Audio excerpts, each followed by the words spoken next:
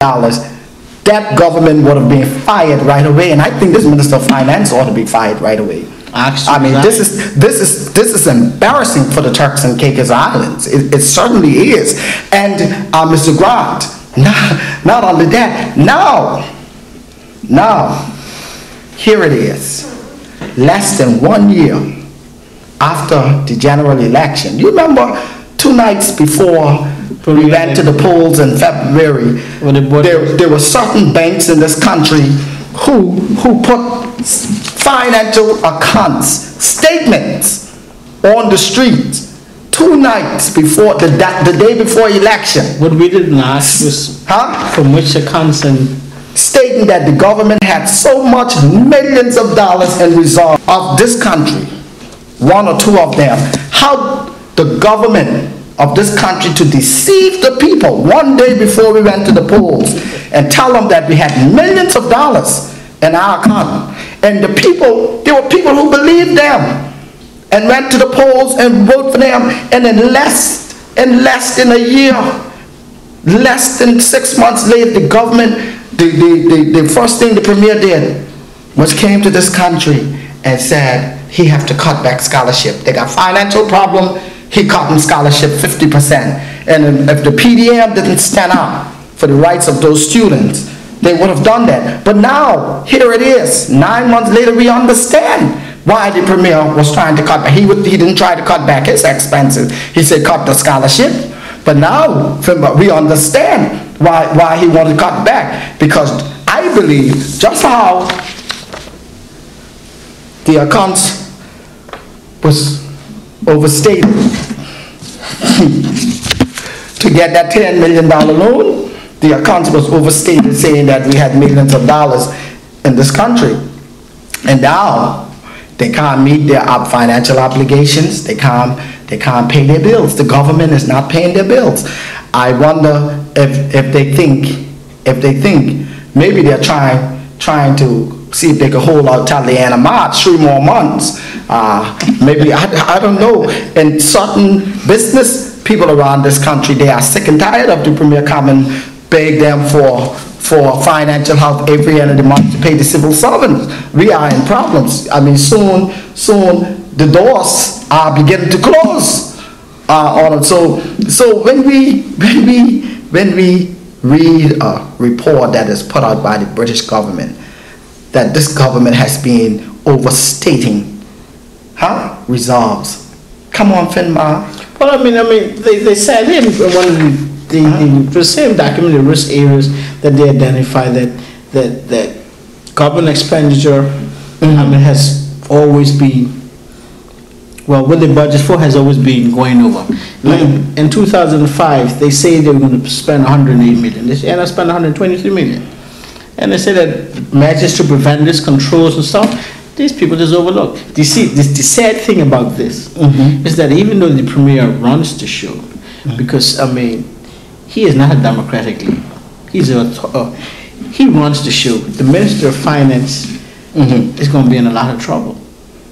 And when it comes to the point in a lot of trouble. Save the premier, he will have to say to his Minister of Finance, I need your resignation. Because when the country is in a mess, the premier can say, it was not my department. I gave it to somebody who I thought was capable. So he has an excuse, although he runs the show. You know, the Minister of Finance is going to have to do a lot of explaining. Yeah, but unfortunately, Finbar, we're in the British system, and there's something called collective responsibility. so it's not that easy. Not the Minister of Finance just have to go. All of them have to go because they collectively, I mean, in the Westminster system, you know, there's some, you know, collective responsibility. So he cannot just put it on the Minister of Finance. They're all responsible. But as things get tighter for this thing, I suspect that the premier will be making public statements in regards to the finance and also to the Minister of Finance. And you know, it's amazing also, Finbar, before we begin to wrap up the show, it's amazing that the British government also in this report pointed out that the Turks and Caicos Islands government has been negotiating a private finance initiative Now, you remember this report came out on November the 14th. This deal, supposedly this signing had been signed on December 20th, right? There's no presence from the governor. There's no British Island government has been negotiating a private finance initiative deal for 2 new hospitals, totally 80 beds, to be funded by an as yet unspecific level of debt. Even the British government is not clear as to what kind of debt we are going in. So it just ties in with what we were saying here tonight, Finbar, that the people of this country have a right to demand from this government as to, we need to see the blueprint. Who are we borrowing money from? How much money are we getting value for money? And I'm telling the board, we have been taken for 6. But next time by this administration, because we are not getting value for money. 80 beds much. Well, so can you imagine? There's a lot of pockets to line. So the people are asking, they want to know. Turks Islanders are asking the question tonight in this Turks and Caicos. We need to know. What is the real deal? We should demand an inquiry. The people wants from the simple fact that Johnson independent. We need independent valuation done as to what these 80 beds will cost us. We can no longer accept this government just showing on the table talking about the hospital going to cost us $125 million for what? We just paid almost $400,000 for a big party a year ago downtown. Celebration for the groundbreaking and the deal signing of $75 million for a hospital, and a year and a half later you come and tell us, but we got the next deal for 103. Are we getting 4 hospitals? We don't know.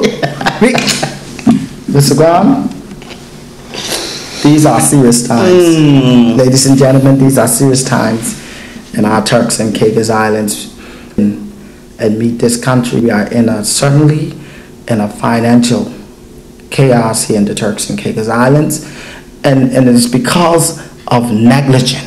It's because of greed. It is because of corruption that is unprecedented, never seen in the history of the Caribbean. The level of corruption, the level of spending of public funds squandered by such an administration in such a short time. I'm telling you, Mr. Grant, and our people are demanding. They want to know what happened.